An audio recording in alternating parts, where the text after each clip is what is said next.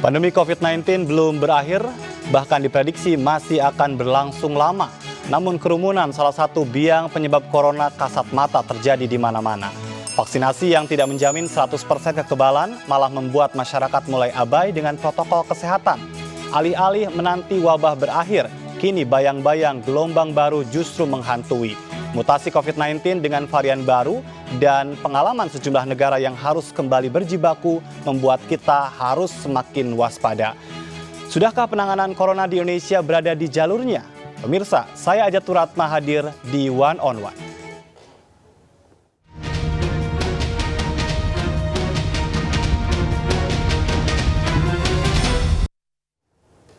Seperti biasa, selama 1 jam ke depan saya akan berbincang dengan tamu istimewa dan melalui sambungan Zoom sudah hadir Profesor Chandra Yoga Aditama, Guru Besar FKUI, Direktur Pasca Sarjana Yarsi, dan juga kita kenal sebagai Direktur WHO Siaro 2018-2020.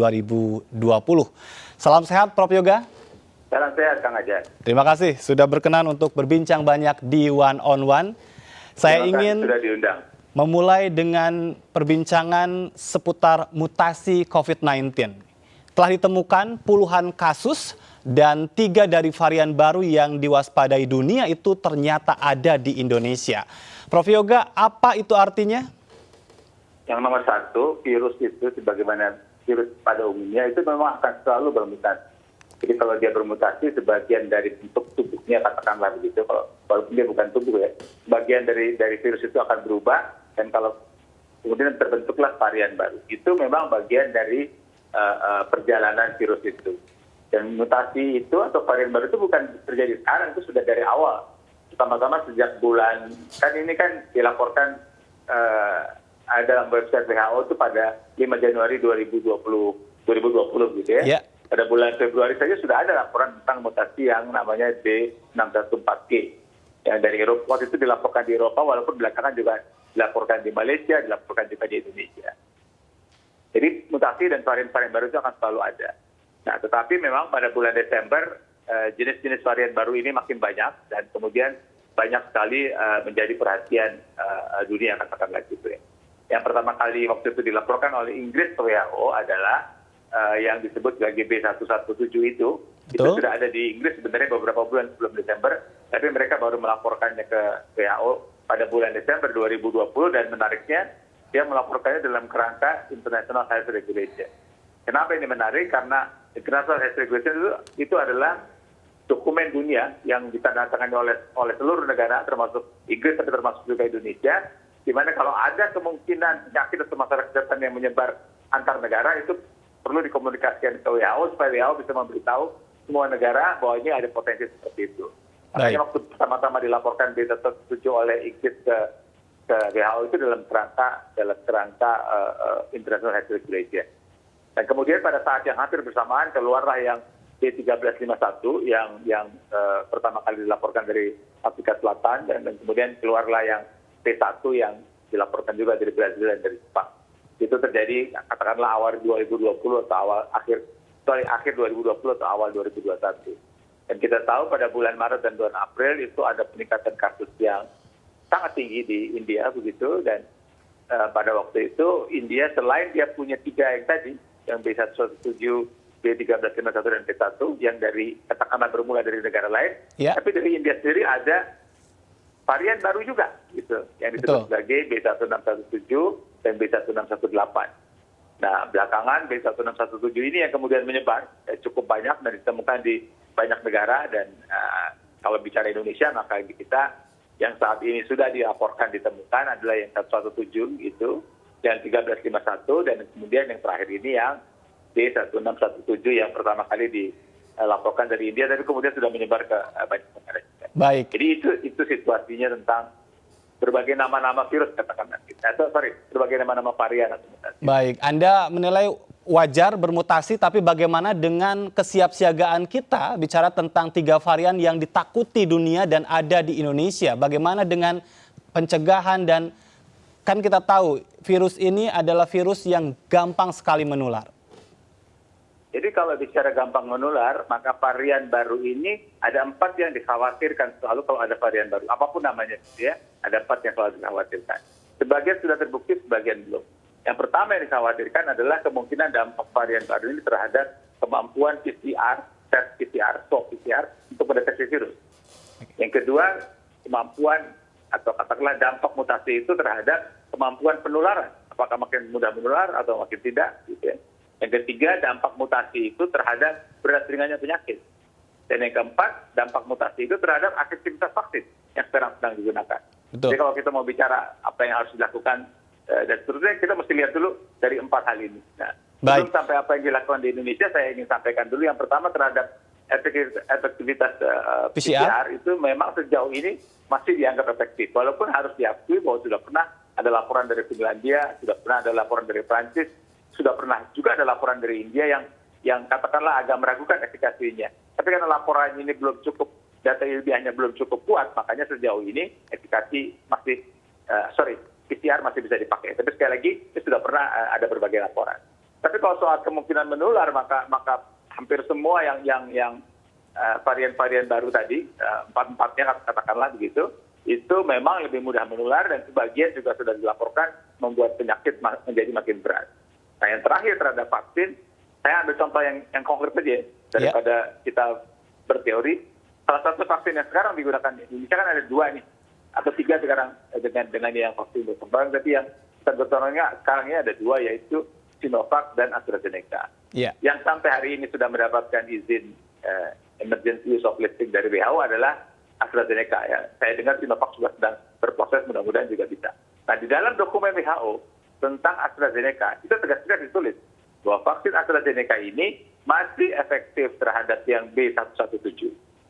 Tetapi, kalau bahasa Inggrisnya, maybe less effective against B1351. Jadi memang sudah ada kemungkinan bahwa vaksin ini tidak seefektif sebelumnya, terhadap varian sebelumnya, melindungi. Tetapi memang kemungkinan sakit berat atau kemungkinan meninggal dunia sih memang praktis jauh sekali turunnya.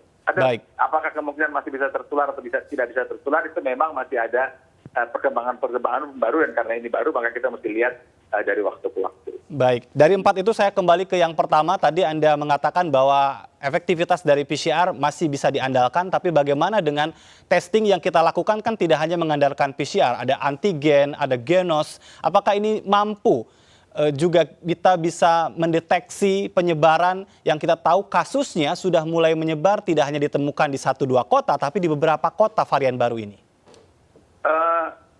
Kalau kita lihat rekomendasi WHO, atau bukan gitu deh, secara umum yang disebut sebagai panduan baku, kalau bahasa Inggrisnya gold standard, yang memastikan seseorang sakit atau tidak sakit COVID-19 adalah PCR. Gitu ya. Nah, itulah yang juga ada dalam panduan WHO sejak COVID ini ada. Tapi kemudian pada bulan September 2020, WHO memberikan kemungkinan lain, kalau PCR memang tidak bisa dilakukan setiap saat, karena sulit, karena jauh, karena lama, dan sebagainya, maka keluar kemungkinan kedua menggunakan rapid test antigen. Jadi sejauh ini yang ada dalam rekomendasi WHO adalah PCR yang memang merupakan panduan baku dan juga rapid test antigen. Nah, tentu saja karena panduan bakunya adalah PCR, maka orang menghitungnya terhadap PCR. Gitu ya, membandingkannya terhadap PCR. Kita lihat bagaimana apakah kalau PCR saya sudah tidak bisa, ya tentu panjang lagi. Yang lainnya juga pasti dinyatakan tidak bisa. Kita kejar ke PCR saja jauh. Baik, tapi bagaimana juga dengan tadi Anda mengatakan bahwa kita kan menggunakan 2 vaksin, salah satunya adalah AstraZeneca. Tadi ada catatan yang Anda sampaikan, ini dampaknya bagi kita karena kita ini kan baru memulai, AstraZeneca sendiri kan baru dimulai. Ya, tapi kan kita juga mesti fair mengatakan itu karena semua negara juga baru mulai. Vaksin itu pertama kali disuntikan di manusia itu pada bulan Desember 2020. Dan itu di Inggris waktu itu, dan sesudah itu negara-negara lain juga baru mulai begitu ya. Jadi kita semua ini memang baru mulai.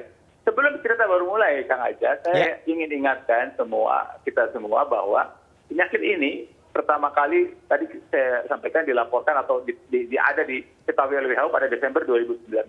Jadi sampai hari ini umurnya belum ada 1,5 tahun. Dan tidak ada satu penyakit, ini semua pemirsa tentu mengenal berbagai nama penyakit, katakanlah demam berdarah, kayak flu, kayak atau tuberkulosis, kayak atau macam-macam penyakit. Tidak ada satupun penyakit itu yang umurnya cuma baru 1,5 tahun, tidak ada. Tidak ada penyakit yang umurnya baru 5 tahun, tidak ada. Tidak ada penyakit yang umurnya baru 10 tahun, tidak ada. Jadi semua penyakit itu umurnya sudah lebih dari 10 tahun, ada yang sudah puluhan tahun, bahkan ada yang sudah ratusan tahun. apa yang ingin saya sampaikan adalah kalau penyakit-penyakit itu sudah lama, maka pengetahuan para ahli terhadap berbagai aspek penyakit itu, obatnya, vaksinnya, cegahannya, diagnosisnya, itu sudah sangat valid karena hasil bukti-bukti ilmiah sudah lengkap. Sementara untuk COVID-19 ini yang relatif sangat baru, ya. Vaksinnya baru disuntikan pertama kali Desember 2020. Jadi memang tidak semua pertanyaan masyarakat begitu bisa terjawab karena memang kita masih sambil mengumpulkan data dan kalau sudah ada data yang cukup valid maka itu dilakukan. Kalau ada data yang cukup valid itu dilakukan, tapi datanya masih terus berkembang dari waktu ke waktu. Jadi kalau memang benar kita baru mulai, tapi semua dunia juga baru mulai ya. Dan pada waktu itu dimulai belum terlalu ramai cerita varian. Makanya orang kemudian mencari, masih efektif apa enggak? Itu salah satu contoh konkret kan AstraZeneca yang di approve bulan Februari sudah mencantumkan bahwa dia masih efektif pada B117, tapi mungkin kurang efektif. Belum juga ada data yang mengatakan bahwa beneran kurang efektif atau tidak beneran, tapi maybe less efektif. Dan yang penting, Kang Ajat, mudah-mudahan sejauh ini sampai hari ini pendapat umum mengatakan bahwa vaksin ini masih bisa mencegah berbagai varian yang ada. Maksud paling tidak mencegah yang berat dan kematian gitu ya. Tapi kalau toh nanti mutasi ini bergerak terus, berkembang terus, hal-hal yang lain yang terjadi, maka vaksin ini bisa dimodifikasi. Dan para ahli sudah mulai memodifikasinya. Jadi mereka dan modifikasi itu tidak lama seperti membuat vaksin. Buat vaksin itu kan prosesnya bermula dari awal. Kalau memodifikasinya, kalau ada varian-varian tertentu, vaksin ini dimodifikasi diperkirakan selamanya dalam waktu 1 bulan atau 2 bulan saja. Baik. Dan beberapa badan POM di dunia itu bahkan sudah memberi izin kepada perusahaan-perusahaan untuk mencoba memulai modifikasi kalau nanti diperlukan. Baik, artinya sekalipun tadi dikatakan bahwa semua negara baru memulai, ada juga yang memang sudah 2 kali disuntikan vaksin. Ada besar kemungkinan pada perjalanannya masyarakat akan juga kembali menerima vaksinasi COVID-19, Prof. Kalau kalimat besar itu memang sulit ya, kalau besar. Tapi bahwa ada kemungkinan masyarakat akan divaksin kembali itu ada saja kemungkinan. Dan itu bukan hal yang baru. Vaksin flu yang sekarang ada juga diberikan setiap tahun, gitu ya. Untuk orang yang akan naik haji. Sebelum COVID, ada vaksin meningitis juga harus diulang. Jadi ada vaksin-vaksin tertentu yang harus diulang, itu mungkin saja. Saya masih ingatkan bahwa vaksin yang sekarang beredar itu kan hampir semua, atau katakanlah semua, itu izinnya adalah izin emergency. Kalau di WHO namanya emergency use of listing, kalau di negara-negara namanya emergency use of authorization. Kenapa namanya izin emergency? Karena sambil ini harus diberikan manfaatnya lebih besar, tapi sambil dinilai gimana kira-kira dampaknya dari waktu ke waktu, apakah perlu diulang, apakah perlu modifikasi. Makanya keluarnya masih namanya emergency use. Baik, sebelum ini meluas dengan varian baru yang kita sudah ketahui ada di tanah air, cara apa penanganan untuk varian baru ini yang sudah terlanjur masuk? Adakah langkah-langkah yang memang penting untuk dijaga oleh pemerintah atau otoritas terkait? Ya, jadi kalau ini kita bicara varian yang sudah masuk ke Indonesia atau katakanlah yang kita khawatir untuk masuk, ada 5 yang bisa dilakukan. Nomor 1, yang disebut sebagai PE, penyelidikan epidemiologis, itu lebih ketat lagi dari tracing. Jadi dia harus dicek orang yang sekarang positif itu dari mana dia tertular dan kepada siapa dia menularkan. Dari dulu kita yang kerja di kesehatan, masyarakat sudah tahu bahwa kalau ada orang satu sakit di pesawat terbang, maka seluruh yang duduk di 2 baris di depannya dan 2 baris di belakangnya itu diperiksa semua. Itu SOP-nya itu begitu. Gitu ya. Jadi kan ini orangnya kita tahu tuh datang dari mana begitu dicek. Waktu mereka datang kan mereka harus menuliskan saya datang tanggal sekian dari negara ini duduk di kursi nomor 28B. Jadi orang yang duduk 26, 27, 29, 30 semuanya periksa. Itu salah satu contoh bagaimana kita harus melakukan PE secara ekstrim. Dan ini bukan hanya, seperti saya bilang, ini bukan hal yang baru. Contoh konkret kita sudah punya. Kenapa tim All England kita sampai tidak boleh bertanding? Beberapa waktu yang lalu itu kan karena itu juga. Karena di pesawatnya ada yang positif, jadi mereka mau main safe. Semua itu lebih gila lagi. Kelihatannya cukup banyak dalam satu pesawat yang dia cek semua. Tapi minimal 2 baris di depan, 2 baris di belakang. Jadi itu yang pertama.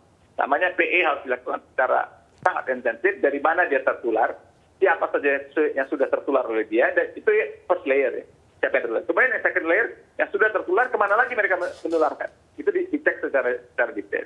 Itu nomor 1. Yang kedua adalah memang harus dilakukan surveillance yang sangat ketat di 3 hal. 1, surveillance yang setiap hari kita dengar laporannya, jumlah kasus sekian, meninggal sekian, dirawat sekian, gitu.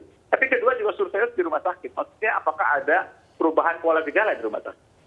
Dan yang paling penting yang ketiga, surveillance ini adalah surveillance yang saya kira sekarang masyarakat sudah mengenal yang disebut sebagai whole genome sequencing. Karena pemeriksaan PCR itu hanya mengatakan ini positif atau tidak positif. Tapi apakah dia B1617 itu harus ada whole genome sequencing. Bahkan misalnya saja B1617 ini kan ada 3. Ada B1617.1, titik 2, titik 3. Jadi laporannya harus sampai detail itu supaya yang mengambil kebijakan punya dasar ilmiah yang benar. Itu poin kedua. Ini ada 5 ya. Poin ketiga adalah to detect unusual event kalau katanya WHO. Mendeteksi unusual event itu adalah kejadian-kejadian yang tidak biasa. Yang bukan tidak mungkin terjadi gara-gara harian. Bukan tidak mungkin ya. Contohnya adalah, misalnya saja, ada orang usia 30 tahun, sudah divaksin 2 kali.